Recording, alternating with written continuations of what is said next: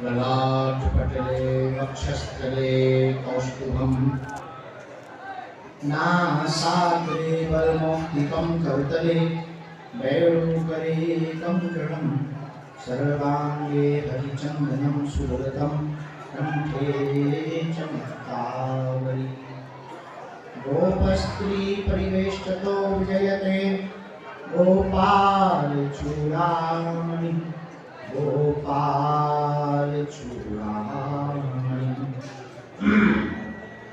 रामाय रामभद्राय रामचंद्राय वेदसे रघुनाथाय नाथाय श्री सीताया पतये नमः। अंजनानंदनं वीरं जानकी शोकनाशनं कपीशमोक्षहन्तारं वन्दे लङ्काभयङ्करम्। श्री राम जय राम श्री राम जय राम श्री राम जय राम श्री राम जय राम रामचंद्र भगवान की गौ माता की श्री सीताराम नाम भगवान की दरबार की पूज्य श्री समाधि वाले बाबा की श्री चमिता वाले बाबा की भगवान श्री सीताराम जी की मंगलमयी कृपा प्रसाद जिसके परिणाम स्वरूप अखंड ब्रह्मांड नायक श्री सीताराम जी की महती कृपा वर्तमान समय में संपूर्ण विश्व में जिन बागेश्वर हनुमान जी की चेतना व्याप्त है फैल रही है खुशबू की तरह, ऐसे कलयुग के आधार कलयुग के राजा और वर्तमान में तो हमको ऐसा प्रतीत हुआ अनेक बार कि समूचे समाजों में विदेशी ताकतों द्वारा जो सनातन धर्म को लेकर के विकृतियां पैदा की गई थी, बुरी मानसिकताएं पैदा की गई थी, सनातन धर्म को नीचा दिखाए जाने के लिए लगातार कमेंट किए गए, बयानबाजियां की गई थी, सनातन धर्म को पाखंडी झूठा शक्तिहीन बता करके विदेशी मजहबों की शक्ति संपन्नता बताई जा रही थी। ऐसे कलिकाल के समय में, घोर कलिकाल में ही श्री बागेश्वर हनुमान जी ने अपने दरबार का झंडा पताका फहराकर उनके मुंह पर जोरदार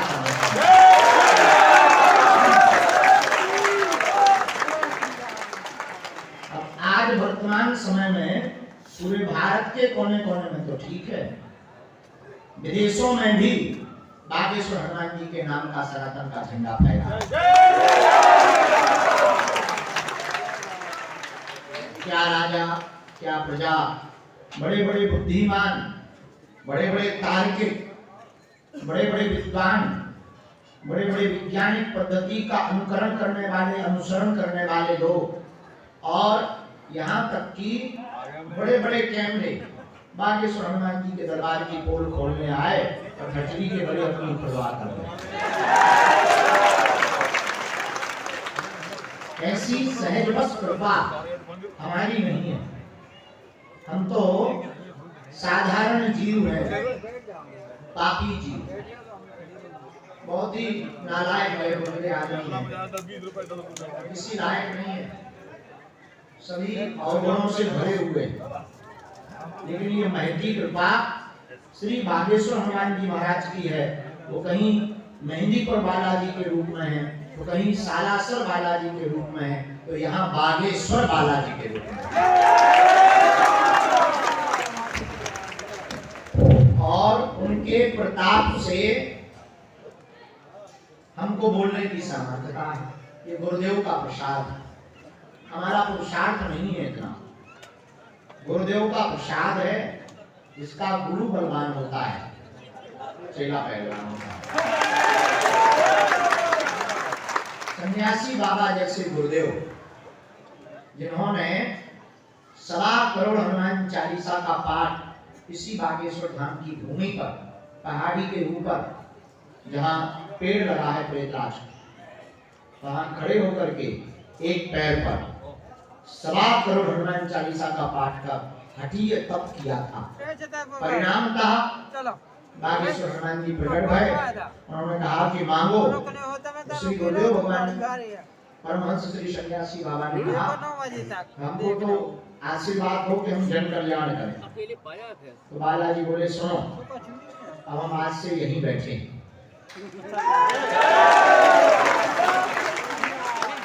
और तुम जीते जी तो सेवा करोगे ही, सन्यासी बाबा से तुम्हारी पीढ़ी दर पीढ़ी सेवा करेगी।